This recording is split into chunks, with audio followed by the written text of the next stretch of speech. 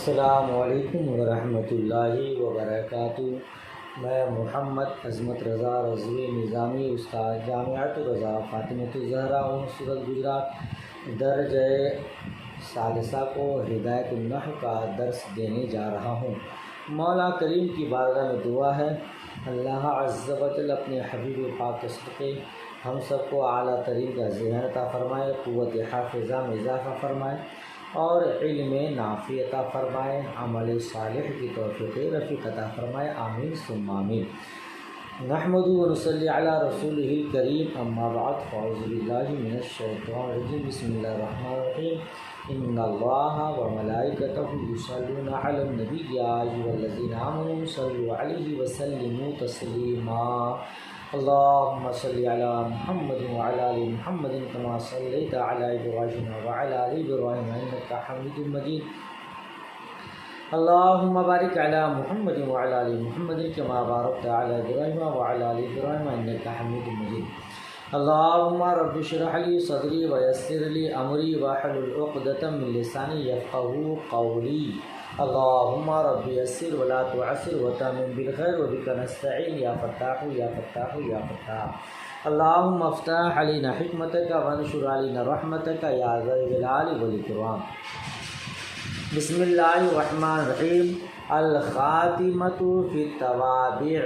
اعلم ان التي مرت من الاسماء المعربة كان اعرابها بالاصالة بأن دخلتها العوامل من المرفوعات والمنصوبات والمجرورات، فقد يكون اعراب الاسم بتبعية ما قبله ويسمى التابع لأنه يتبع ما قبله في الإعراب، وهو كل ثان معرب بإعراب سابق من جهة واحدة. والتوابع خمسة أقسام: النعت والعطف بالحروف والتأكيد والبدل وعطف البيان۔ خاتمہ توابع کے بیان میں ہے۔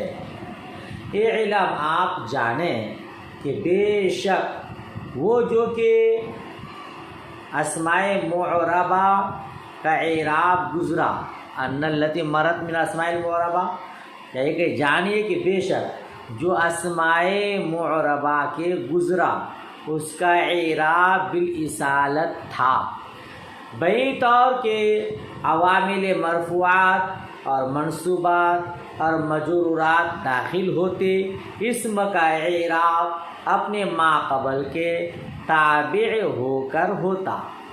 ترجمہ ہوا، خاتمہ توابع کے بیان میں ہے۔ اعلم، آپ جان لیں کہ بے شک جن اسماء معربہ کا بیان گزرا اس کا اعراب بالاصالت تھا۔ اعراب بالاصالت کا مطلب بئی طور کے عوامل مرفوعات اور منصوبات اور مجرورات داخل ہوتے تو اسم کا اعراب اپنے ما قبل کے تابع ہو کر ہوتا، اور اس کا نام رکھا جاتا ہے تابع، کیونکہ اعراب میں اپنے ما قبل کی اتباع کرتا ہے۔ ٹھیک ہے، اس کا نام تابع کیوں رکھا جاتا ہے؟ تابع کا معنی پیروی کرنے والا، اتباع کرنے والا، چونکہ یہ اعراب میں اپنے ما قبل کی اتباع کرتا ہے اسی لیے اس کا نام تابع رکھا جاتا ہے۔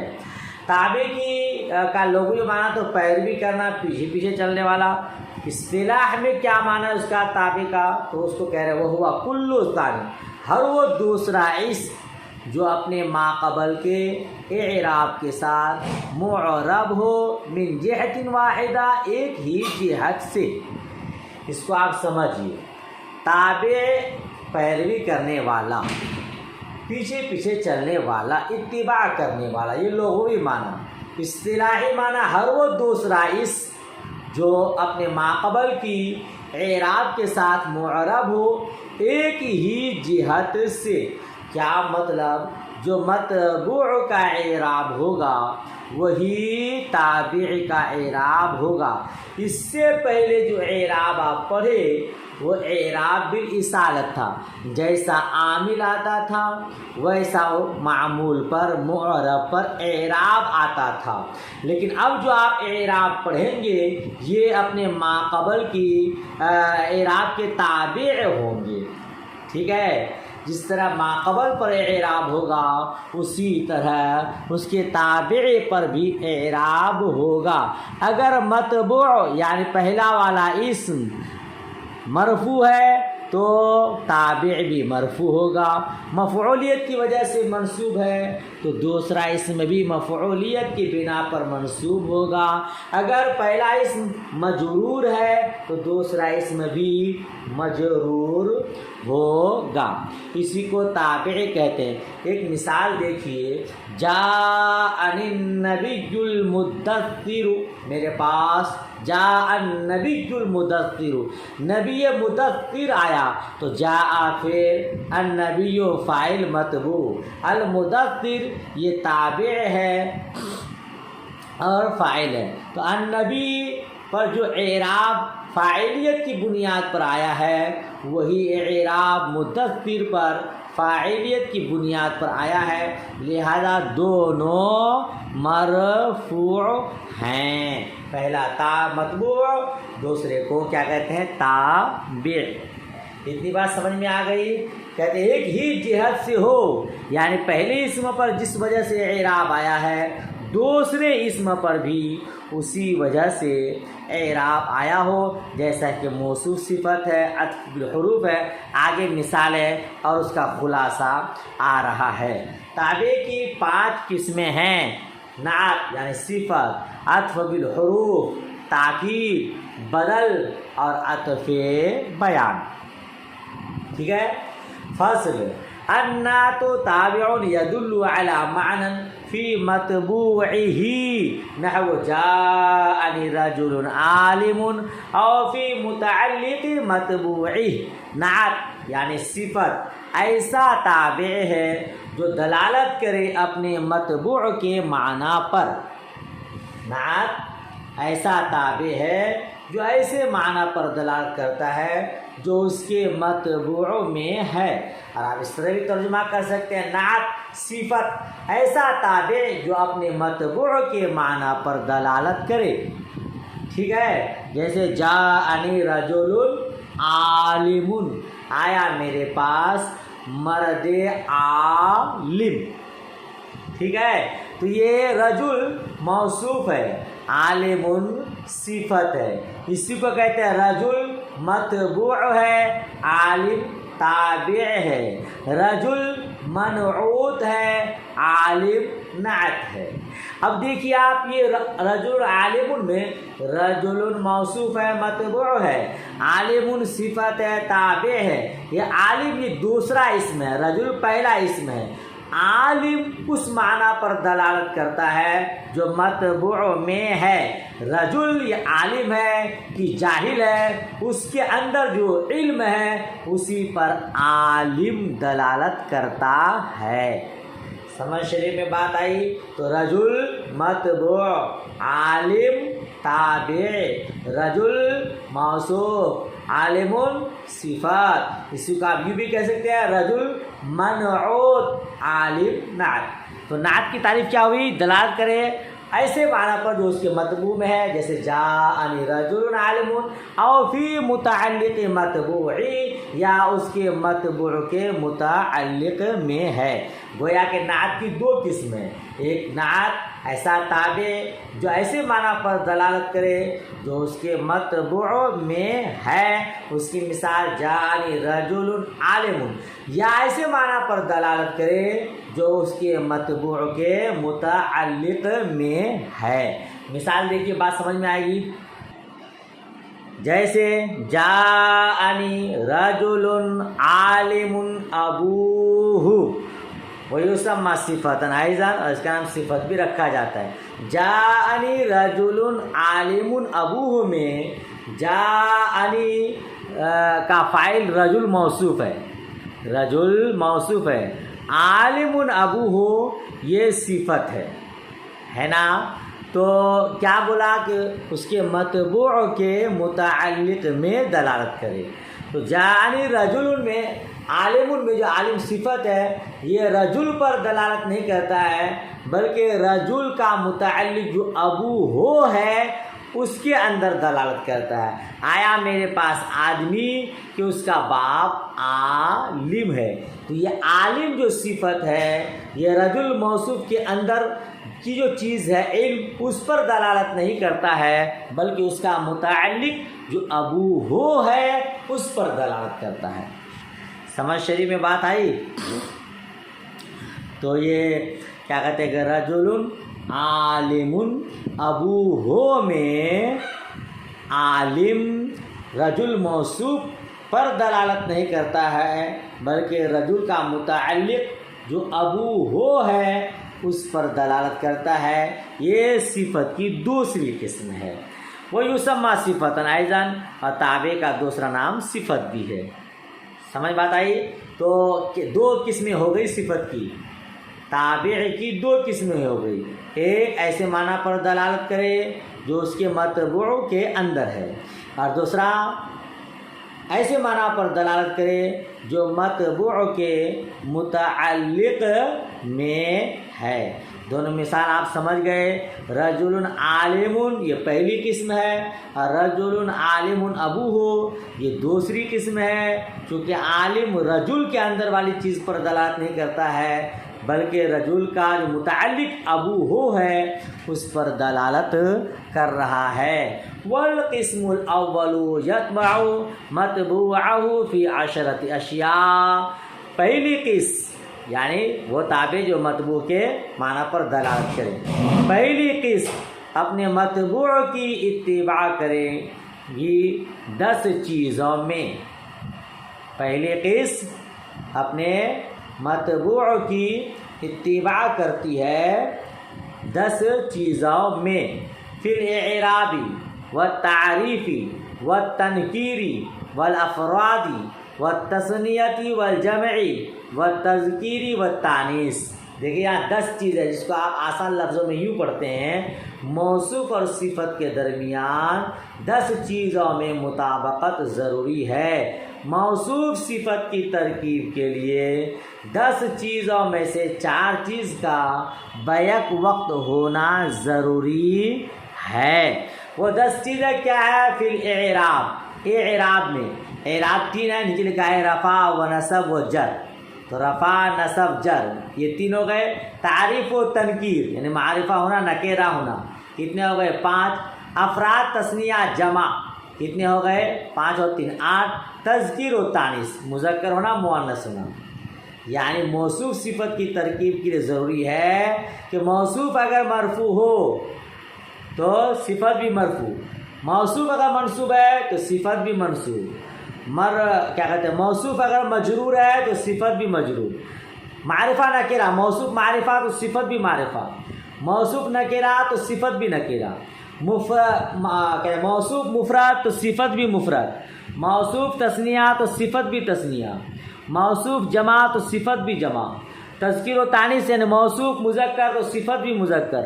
موصوف مؤنث تو صفت بھی مؤنث. ان 10 چیزوں میں مطابقت ضروری ہے. 10 چیزوں میں سے 4 چیز بیک وقت پائی جائے گی. جیسے رفع نصب جر 3 ہے تو تینوں تو ایک ساتھ نہیں پائی جائے گی بلکہ 3 میں سے 1. تعریف و تنکیر معرفہ نکرہ میں دونوں ایک ساتھ نہیں ہوگا دونوں میں سے 1. تو اعراب میں سے 1 ہو گیا اور تعریف و تنکیر میں سے 1 2 ہو گئے. افراد تثنیہ جمع یعنی ایک اسم مفرد تثنیہ جمع ایک ساتھ تو نہیں ہوگا تینوں میں سے 1 ہوگا. تذکیر و تانیث میں سے 1 تو کتنے ہو گئے؟ 4. بیک وقت 4 چیز کا ہونا ضروری ہے تب موصوف صفت کی ترکیب ہوگی. ان 10 چیزوں میں سے ایک وقت میں اگر 4 چیز میں سے کوئی ایک چیز نہیں پائی گئی تو موصوف صفت کی ترکیب نہیں ہوگی. مثال دیکھیے جیسے جاءنی رجل عالم. اب یہاں دیکھیے آپ جا فعل وقع یا مفعول بہ رجل موصوف عالم صفت موصوف صفت مل کر جا کا فاعل. اب آپ دیکھیے رجل یہ مرفوع ہے عالم بھی مرفوع ہے تو اعراب میں مطابقت ہو گئی. تعریف و تنکیر دیکھیے دونوں نکرہ ہے. رجل بھی نکرہ عالم بھی نکرہ. پھر افراد تثنیہ جمع دیکھیے تو رجل بھی مفرد ہے، عالم بھی مفرد ہے. پھر تذکیر و تانیث دیکھیے تو رجل بھی کیا کہتے ہیں مذکر ہے، عالم بھی مذکر ہے. 10 چیزیں یہاں پائی جا رہی ہے، 10 میں سے 4 چیز یہاں پہ موجود ہے، لہذا رجل کو موصوف اور عالم کو صفت کہنا ہوگا. موصوف صفت کی ترکیب ہے. رجلان عالمان، دیکھیے آپ رجلان عالمان اعراب میں مطابقت ہے کیونکہ دونوں حالت رفعی میں تثنیہ کا اعراب حالت رفعی میں الف کے ساتھ دونوں مرفوع ہے. تذکیر و تعریف و تنکیر دیکھیے تو دونوں نکیرہ ہے، رجلان بھی نکیرہ ہے، عالمان بھی نکیرہ ہے. ٹھیک ہے. افراد تثنیہ جمع دیکھیے کہ مفرد ہے کہ تثنیہ کی جمع ہے تو دونوں تثنیہ ہے. تذکیر و تانیث دیکھیے دونوں مذکر ہے، لہذا اب رجلان موصوف اور عالمان صفت. اسی طرح ہر مثال میں آپ غور کیجیے. رجال عالمون دونوں حالت رفعی میں ہے، دونوں نکیرہ ہے، دونوں جمع ہے، دونوں مذکر ہے. زید العالم، اب یہاں دیکھیے زید العالم، زید مرفوع ہے، عالم بھی معروف کیا کہتے ہیں مرفوع ہے. تعریف و تنکیر دیکھیے آپ تو زید معرفہ ہے، اسی لیے العالم الف لام کے ساتھ لایا.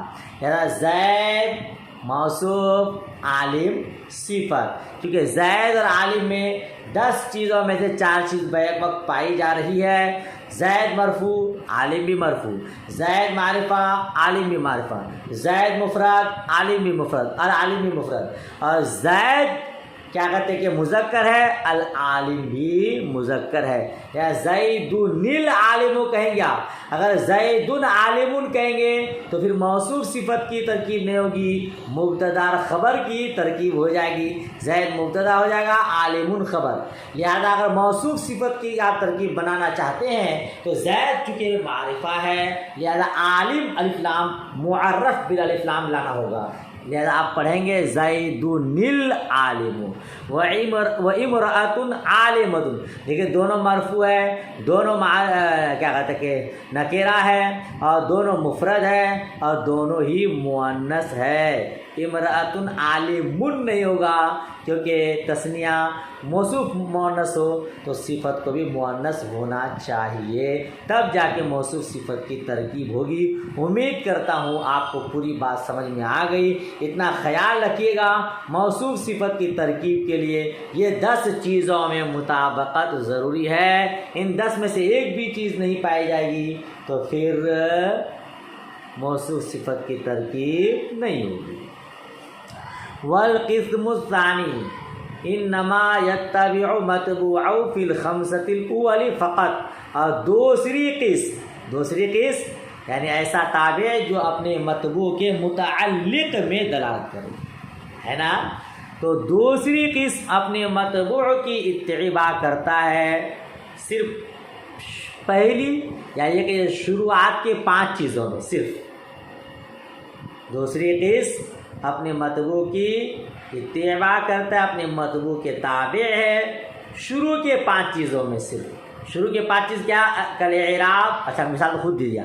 عن الاعراب و تعریف و تنکیر، میں مراد لیتا ہوں اعراب، تعریف و تنکیر. اعراب میں 3 چیزیں ہیں، رفع، نصب، جر، اور تعریف اور تنکیر. 5 چیز ہو گئی. تو دوسری قسم اپنے متبوع کی اتباع کرتا ہے صرف 5 چیزوں میں. كقوله تعالى من هذه القرية الظالم أهلها. کیا ہے؟ من هذه القرية الظالم. مدرسہ میں کام چل رہا ہے، آواز میں ڈسٹرب ہے. من هذه القرية الظالم أهلها قرآن پاک کی آیت ہے جس کا معنی اس آبادی سے کہ ظلم کرنے والے ہوں اس کے رہنے والے. جی اس آبادی من هذه القرية الظالم أهلها، اس آبادی سے کہ ظلم کرنے والے ہوں اس کے رہنے والے. یہاں آپ دیکھیے من هذه القرية الظالم أهلها میں یہ کیا کہتے ہیں ظالم. من هذه القرية الظالم أهلها میں الظالم أهلها صفت ہے القریتوں کی. ظالم قریہ کے متعلق یعنی اہل قریہ میں جو ظلم کا معنی ہے اس پر دلالت کرتا ہے۔ گاؤں ظلم نہیں کرتا بلکہ گاؤں میں جو رہنے والے ہیں، قریہ ظالم نہیں ہے، قریہ میں جو رہنے والے ہیں وہ کیا ہے؟ ظالم ہے۔ تو الظالم اہلھا یہ صفت ہے کس کی؟ القریتوں کی، القریتوں کی۔ ظالم قریہ کے متعلق یعنی اہل قریہ میں جو ظلم کا معنی ہے اس پر دلالت کرتا ہے، کیونکہ قریہ ظالم نہیں ہے بلکہ قریہ کے رہنے والے اہلھا یہ ظالم ہے۔ تو کیا کہتے ہیں؟ تابع اپنے مطلوب کے متعلق میں دلالت کر رہا ہے۔ پوری بات سمجھ میں آئی؟ من هذه القریۃ ظالم اہلھا میں الظالم اہلھا صفت ہے، تابع ہے، اور القریہ یہ موصوف ہے۔ تو الظالم اہلھا قریہ پر دلالت نہیں کرتا ہے بلکہ قریہ کا متعلق جو اہل قریہ ہے اس میں ظلم کا معنی ہے اور اس پر دلالت کرتا ہے، کیونکہ گاؤں قریہ ظالم نہیں ہوتا، قریہ کے رہنے والے ظالم ہوتے ہیں۔ سمجھ شریف میں بات آئی؟ تو اس میں 5 چیزوں میں مطابقت ضروری ہے۔ آپ دیکھیے من هذه القریۃ الظالم اہلھا میں اگر آپ پورے 10 چیزوں کو لیں تو 10 چیزوں میں مطابقت نہیں ہے، صرف 5 چیزوں میں مطابقت ہے، افراد تثنیہ جمع میں، تذکیر و تانیث میں، ہے نا؟ لہذا یہ جو تابع کی دوسری قسم ہے وہ صرف کس میں دلالت کرتی ہے؟ 5 چیزوں میں مطابقت چاہتی ہے۔ 5 چیزوں میں اگر مطابقت ہے تو موصوف صفت کی ترکیب ہوگی ورنہ نہیں۔ من هذه القریۃ الظالم اہلھا میں القریہ یہ کیا کہتے ہیں کہ اعراب میں مطابقت ہے۔ القریہ میں جو اعراب ہے وہ الظالم اہلھا میں ہے، اور القریہ کیا کہتے ہیں کہ معرفہ ہے، تو الظالم بھی کیا ہے؟ معرفہ ہے نا؟ چلیے بات ختم ہوئی۔ وفائدۃ النعت تخصیص المنعوت ان کان نکرتین، صفت سے فائدہ، موصوف کی جو صفت لائی جاتی ہے کیوں لائی جاتی ہے؟ کہتا ہے اور صفت سے فائدہ منعوت کی تخصیص ہے۔ میں نے پہلے بولا کہ موصوف کو منعوت بھی کہتے ہیں، موصوف کو متبوع بھی کہتے ہیں، تو اس صفت کا فائدہ منعوت کی تخصیص ہے۔ نیچے لکھا تقلیل الاشتراک فی النکرات، یعنی نکرات میں اشتراک کی کمی، تو اور صفت کا فائدہ منعوت کی تخصیص ہے اگر دونوں نکرہ ہو، یعنی موصوف اور صفت اگر دونوں نکرہ ہو تو اس وقت کیا فائدہ ہوگا؟ تو اس وقت موصوف میں قلت اشتراک ہوگا، اس میں کچھ تخصیص آ جائے گی۔ جیسے رجل عالم، رجل موصوف ہے نکرہ ہے، عالم صفت ہے نکرہ ہے۔ اب رجل کی صفت عالم لانے میں رجل کے اندر کچھ اشتراک میں کمی آ گئی۔ رجل کوئی بھی آدمی، چاہے وہ جاہل ہو چاہے عالم ہو، لیکن جب عالم اس کی صفت لایا تو جاہل نکل گئے، میرے پاس عالم آدمی آئے، جاہل آدمی نہیں آئے، تو اشتراک میں کمی ہو گئی۔ وَتَوْضِيحُهُ إِنْ كَانَ مَعْرِفَتَيْن، اور کیا کہتے ہیں کہ منعوت کی توضیح، موصوف کو واضح کرنا ہے اگر دونوں معرفہ ہو، موصوف بھی معرفہ ہے، صفت بھی معرفہ ہے، اور اس وقت موصوف کی صفت لائے ہیں تو فائدہ کیا ہوگا؟ تو فائدہ ہوگا موصوف کو واضح کرنا، جسے جاءنی زید الفاضل، یہاں دیکھیے زید موصوف ہے، الفاضل صفت ہے، زید بھی معرفہ ہے، الفاضل بھی معرفہ ہے، پھر زید کی صفت الفاضل لانے سے کیا فائدہ ہوا؟ زید کو واضح کرنا ہے، زید معرفہ ہے، اور بھی زید ہو سکتے ہیں، لیکن الفاضل صفت لایا، یہ کوئی دوسرا زید نہیں ہے بلکہ جو فاضل ہے، فضیلت والا ہے، وہ زید میرے پاس آیا ہے تو زید کو واضح کر دیا، جیسے کہ جماعت ثالثہ میں بھی غوثیہ ہو، جماعت رابعہ میں بھی غوثیہ ہو، ہم کہیں کہ غوثیہ کو بلائیے تو غوثیہ یہاں دو نام کے ہیں، میں نے کہا ثالثہ والی غوثیہ، غوثیہ رازی، تو اب تخصیص ہو گئی، کیا کہتے ہیں کہ توضیح ہو گئی، وضاحت ہو گئی، ہے نا؟ تو یہاں الفاظل جو زید کی صفت ہے کس کے لیے؟ وضاحت کے لیے۔ وقد یکون لمجرد الثناء والمدح، اور کبھی نعت صفت محض مدح و ثناء کے لیے ہوتی ہے، تعریف و توصیف کے لیے ہوتی ہے۔ وقد یکون لمجرد الثناء والمدح، اور کبھی محض مدح و ثناء کے لیے ہوتی ہے، جیسے بسم اللہ الرحمن الرحیم، بسم اللہ الرحمن الرحیم، اللہ موصوف، الرحمن الرحیم، الرحمن صفت اول، الرحیم صفت ثانی۔ یہاں اللہ عز و جل کی صفت جو الرحمن الرحیم لایا گیا ہے، تو الرحمن الرحیم یا اللہ کی توضیح کے لیے یا اللہ کی تخصیص کے لیے نہیں ہے، بلکہ الرحمن الرحیم یہ دونوں مدح و ثناء کے لیے ہے، رب تبارک و تعالیٰ کی تعریف و توصیف کے لیے ہے، اللہ کے نام سے شروع جو بڑا مہربان نہایت رحم والا ہے نا؟ تو یہ محض حمد و ثناء کے لیے۔ وقد یکون للذم، اور کبھی ذم کے لیے ہوتی ہے، برائی کے لیے ہوتی ہے، مذمت کے لیے ہوتی ہے، جیسے اعوذ باللہ من الشیطان الرجیم، اعوذ باللہ من الشیطان الرجیم، رجیم یہ شیطان کی صفت ہے، تو یہ رجیم شیطان کی جو صفت ہے اس کی تعریف و توصیف کے لیے نہیں معاذ اللہ، بلکہ اس کی مذمت کے لیے میں پناہ مانگتا ہوں اللہ سے شیطان مردود کی۔ رجیم یہ صفت ہے جو مذمت کے لیے لائی گئی ہے۔ وقد یکون للتاکید، اور کبھی تاکید کے لیے آتی ہے، جیسے نفخۃ واحدہ، نفخۃ واحدہ ایک بار پھونکنا، کیا ہے اس کا وہاں؟ ایک بار پھونکنا۔ اللہ تبارک و تعالیٰ کا ارشاد ہے النفخۃ واحدہ، کہ اب نفخۃ کا معنی خود ہی اس میں تا وحدت کے لیے، پھر اس کی صفت واحدۃ لائے، تو یہ واحدۃ جو نفخۃ کی صفت لائے ہیں محض تاکید کے لیے، کس کے لیے؟ محض تاکید کے لیے۔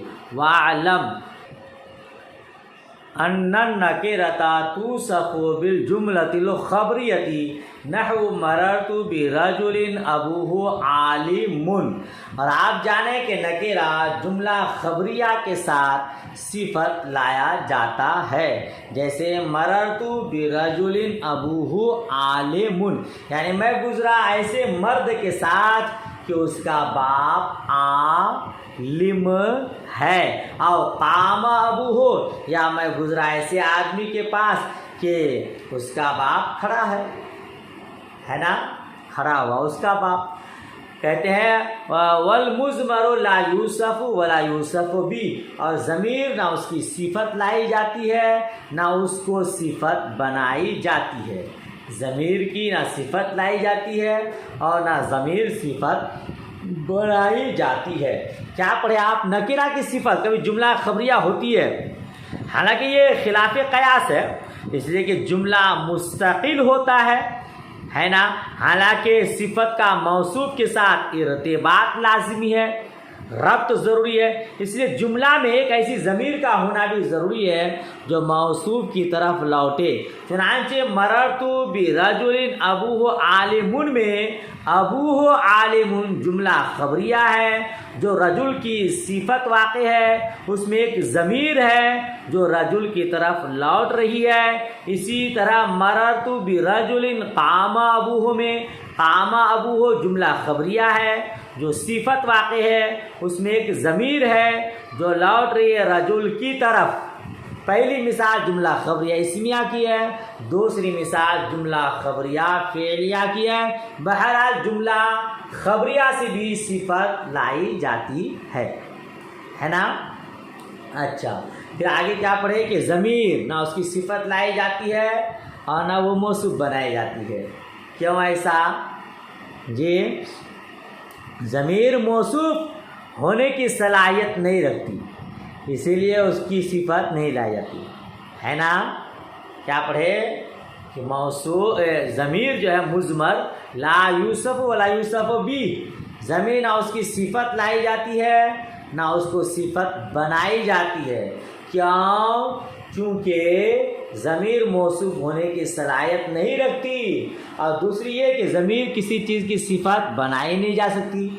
اول کو لا یوسف اور دوسرے کو یوسف بھی سے تعبیر کیا گیا۔ خلاصہ یہ کہ ضمیر موصوف کسی صفت کے ساتھ اس لیے نہیں ہوتی کہ ضمیر متکلم اور ضمیر مخاطب معرفہ کی تمام قسموں میں زیادہ مشہور اور زیادہ واضح ہے۔ جب معرفہ کی توصیف سے اس کی توضیح ہوتی ہے، جیسا کہ ابھی آپ پڑھے کہ بھائی تخصیص ہوتی ہے، توضیح ہوتی ہے، ضمیر متکلم ضمیر مخاطب خود واضح ہے، خود روشن ہے، لہذا اس کی وضاحت فضول ہے، اس لیے اس کی صفت نہیں لائے گی، ہے نا۔ اور کیا کہتے ہیں کہ وہ خود صفت بھی نہیں بنتی ہے، کیوں؟ اس لیے کہ موصوف صفت سے عارف یا مساوی ہوتا ہے، صفت نہیں لائی جاتی۔ کیوں بھائی؟ ضمیر کی، کیونکہ موصوف جو ہوتی ہے نا وہ صفت سے زیادہ مشہور ہوتی ہے، دونوں برابر ہوتی ہے۔ ضمیر سے کوئی چیز زیادہ مشہور نہیں ہے اور نہ اس کا کوئی مساوی ہے۔ معرفہ کے تمام اقسام میں سب سے زیادہ مشہور ضمیریں ہیں، تو صفت لا کر موصوف کی توضیح اور تخصیص مراد ہوتی ہے، تخصیص کا فائدہ دیتا ہے، توضیح کا فائدہ دیتا ہے، اور ضمیر خود ہی مشہور و معروف ہے، لہذا اس کو واضح کرنے کی یا اس کی تخصیص کی ضرورت نہیں ہے۔ اسی لیے ضمیر نہ تو اس کی صفت لائی جاتی ہے نہ وہ خود کسی کی صفت بنتی ہے۔ بات ختم ہوئی، سبق ختم ہوا، جامعہ میں کام کا سلسلہ چالو ہے، آواز میں ڈسٹرب ہے، بغور سماعت کیجیے گا۔ اس کے باوجود کہیں سمجھ میں نہ آئے تو ضرور پوچھیے گا، انشاءاللہ سمجھانے کی کوشش کروں گا۔ دعائے خیر میں یاد۔ اللہ حافظ، خدا حافظ۔